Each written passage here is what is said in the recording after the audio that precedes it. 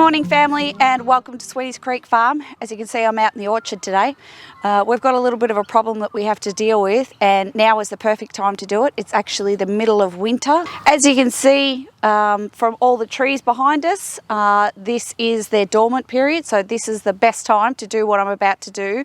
And we really don't want to do it, but it has to be done. You may recall in October last year we actually suffered a major rain event, and our neighbour's dam, they're up the hill from us, began to leak, and it didn't stop for nearly 2.5 months.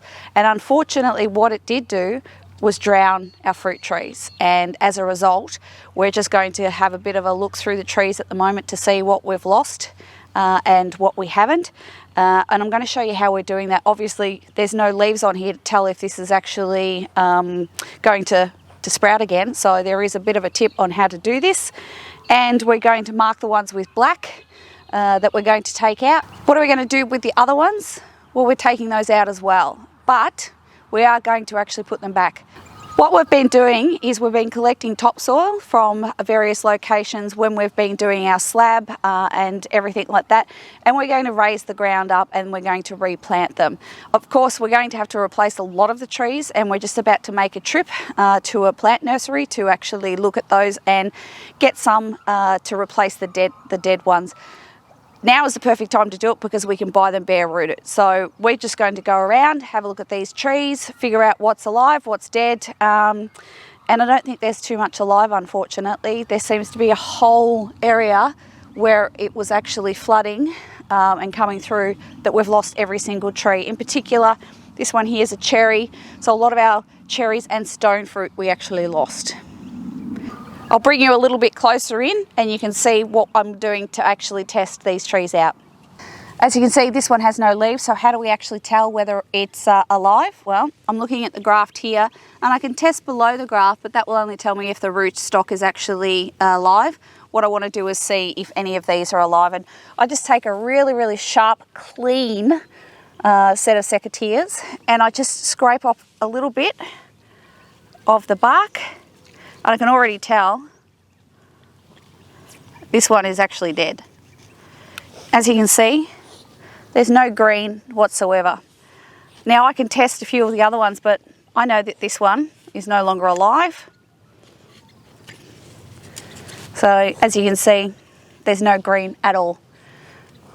I'll go and show you one that I actually know is alive, and I'll show you the difference. This one here is a little bit of a maybe. I think it's alive, but I'm not too sure. So what I've done is I've just taken my secateurs and I've gone here and I've cut that, and it looks dead.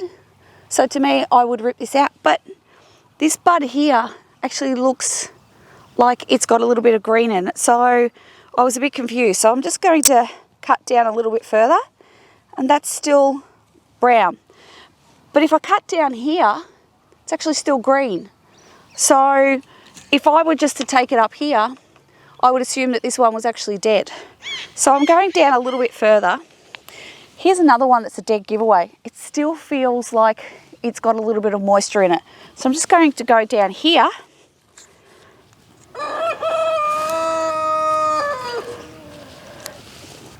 As you can see, this is green. So I know that somewhere along here it's actually died. So what I'm going to do is cut just above here.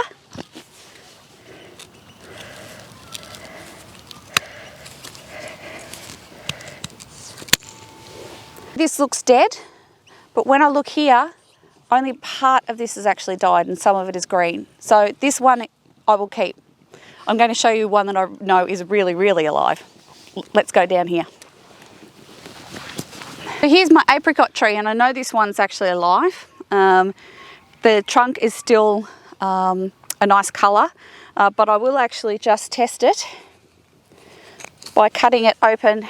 Just look, now don't make a massive cut, you don't want to destroy this. So I'm just going to make a cut here. And I can see this one is still green. So this one is perfectly fine. So what we're going to do now is we're going around to the rest of them.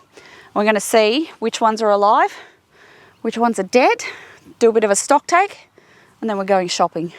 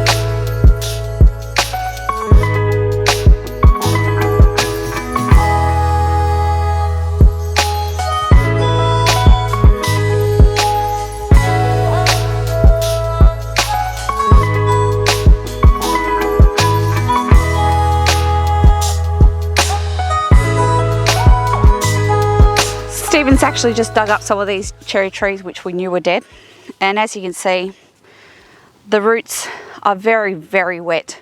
There was no way this was going to actually survive, and unfortunately where these were sitting, they sat in water for 2.5 months. They never had a chance to actually dry out, so that was a goner. Unfortunately, I've just done a count and there's 11 trees that are now black tagged and deceased, so that is what we're going to have to replace. When I actually planted these, I did a little bit of a map of where I planted and what varieties and species and everything that I actually planted, so I'm going to have a look at that and mark on the ones that are dead with an X, so we know that when we go shopping in a few minutes, that's the ones we have to replace. The place we're going is the Echuca Plant Nursery. It's about 45 minutes drive from here, but they grow all their own trees and everything on site. Some of them they buy in, but they've got a massive a nursery there, so we're going to have a look at it. I've never been there before, so we're going to take the dogs, and yes, I say dogs because we have a new addition to the family, and we'll show you that in a few minutes.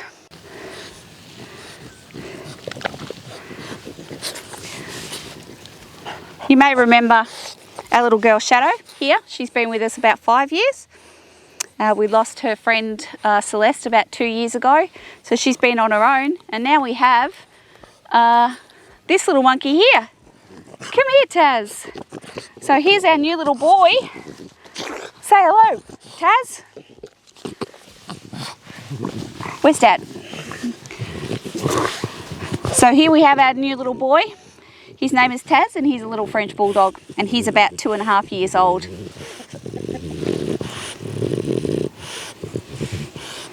You gonna come shopping? Let's go shopping.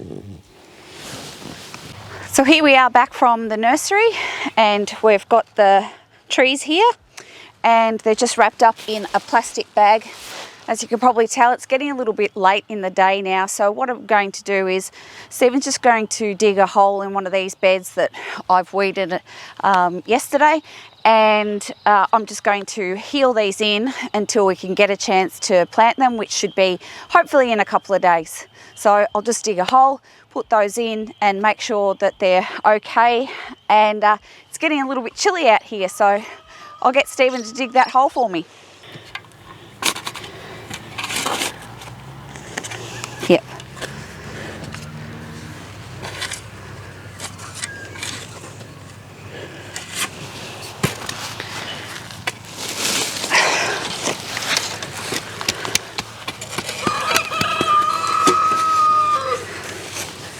So there we go, we've just put them in the ground just for now, temporarily.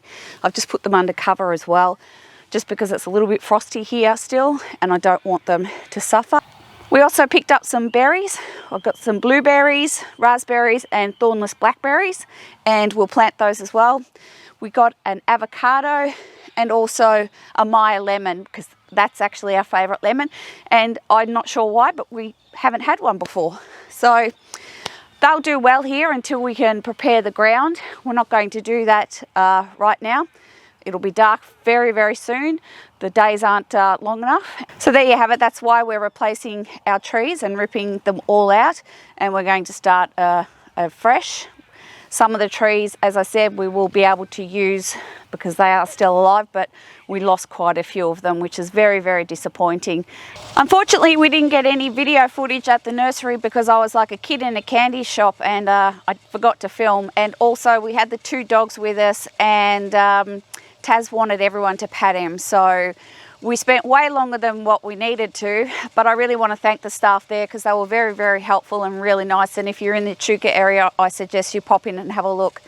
Hope you enjoyed that video, guys. On the next one, hopefully we'll be getting these planted, so pop along and have a look, and we'll see you on the next one.